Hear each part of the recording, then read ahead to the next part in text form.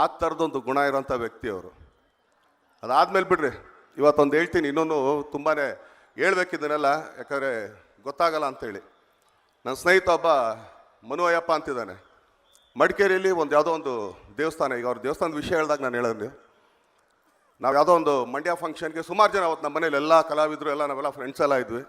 ಅವನು ಹೇಳ್ದ, ಗುರು ನಂದು ದೇವಸ್ಥಾನ ಹಿಂಗೆ ಅದು ಸ್ವಲ್ಪ ಏನಾದ್ರು ಒಂದು ಜೀರ್ಣೋದ್ಧಾರ ಮಾಡೋದಕ್ಕೆ, ಯಾಕಂದರೆ ಎಲ್ಲಿಂದ ನಮಗೆ ಸಪೋರ್ಟ್ ಸಿಗ್ತಾಯಿಲ್ಲ ಅಂತ. ಅದಕ್ಕೆ ಮೊದಲನೇ ಸಲ ಕೂಗಾಕಿದ್ದೆ ಅವ್ರ ಮಗ ಜಾಯಿದ್. ಅಣ್ಣ ನನ್ನ ಕಡೆಯಿಂದ 5 ಲಕ್ಷ ಅಂದ. ಅವನೇ ಫಸ್ಟ್ ತಂದ್ಕೊಟ್ಟಿದ್ದ ಅಲ್ಲಿಗೆ. ನಾನು ಅವ್ನ ಮನುಗೆ ಹೇಳಿದೆ, ನೋಡು ಚಿನ್ನ, ಈ ಬರೆಸ್ತಿರಲ್ಲ ನೀವು ಬೋರ್ಡ್ ಮೇಲೆ, ಫಸ್ಟ್ ಜಾಯಿದ್ ಖಾನ್ ಅಂತ ಬರ್ಸು, 5 ಲಕ್ಷ ಅಂತ ಬರ್ಸು, ಆಮೇಲೆ ಮಿಕ್ಕಿದವ್ರ ಹೆಸರೆಲ್ಲ ಬರ್ಸು ಅಂತ. ಇವತ್ತು ಆ ದೇವಸ್ಥಾನ ಕಂಪ್ಲೀಟ್ ಆಯಿತು, ತುಂಬ ಚೆನ್ನಾಗಿದೆ. ಅದಕ್ಕೆ ಯಾಕಂದರೆ ತಂದೆ ಮಕ್ಕಳು ನಾನು ಹೇಳ್ತಾ ಇರೋದು, ಯಾಕಂದರೆ ಅಂಥವ್ರ ಕೈಯಲ್ಲಿ ನಾವು ಇದ್ದೀವಿ, ಅವ್ರು ನಮ್ಮ ಜೊತೆಗಿದ್ದಾರೆ ಅನ್ನೋದೇ ದೊಡ್ಡದು.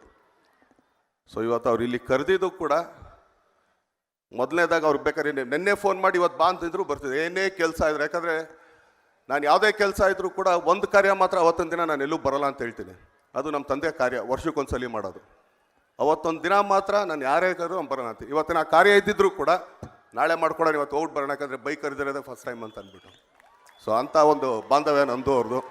ಸೊ ಅವ್ರಿಗೆ ಭಗವಂತ ಹಿಂಗೆ ಇದೇ ರೀತಿ ಎಲ್ರಿಗೂ ಸಹಾಯ ಮಾಡೋ ಅಂತ ಒಂದು ಹಸ್ತ ಹಾಕ್ಕೊಡ್ಲಿ. ಆದರೆ ಮಾಡಿದ್ದೆಲ್ಲೂ ಹೇಳೋದೂ ಇಲ್ಲ. ಇದಕ್ಕೆ ನಾನು ಅವ್ರನ್ನ ತುಂಬ ಇಷ್ಟಪಡೋದು.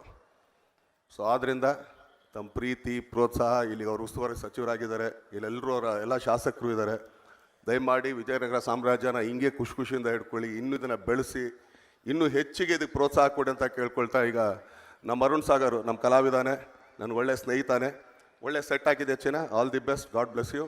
ಹಾಗೆ ಸಾಧು ಅವರಿದ್ದಾರೆ, ಹಾಗೆಯೇ ಇಲ್ಲಿ ನಮ್ಮ ಹೇಮಲತಾ ಅವ್ರ ಎಂಟೈರ್ ಟೀಮ್ ಇದೆ.